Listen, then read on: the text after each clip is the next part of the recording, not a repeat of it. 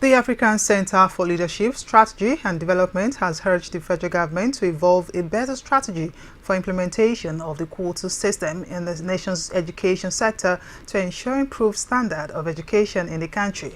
This is contained in a communique issued after a conference organized by the Center in Abuja on quota system policy in higher education in Nigeria.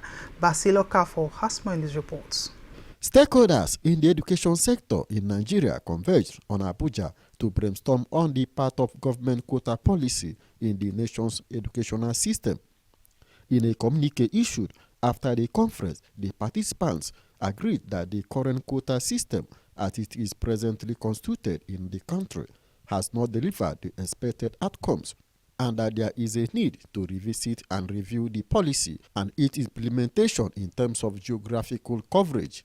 Uniform and competitive entry criteria should be enforced for all candidates to replace the quota system applied to the educationally less developed states, in addition to supporting catchment area criteria, both of which can be accommodated under a uniform admission system. In countries around the world, the idea of affirmative action is under strong critique, either because some groups feel excluded by the policy itself or because some groups feel that it's not being properly implemented.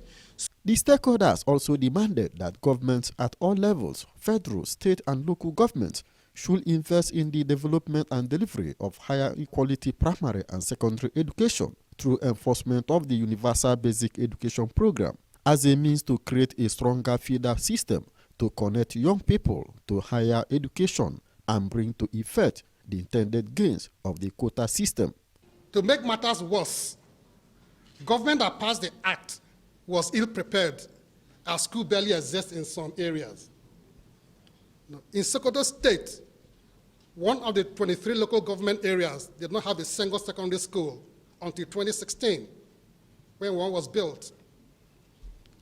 Nigeria will have to retool if it must bridge horizontal inequalities in education.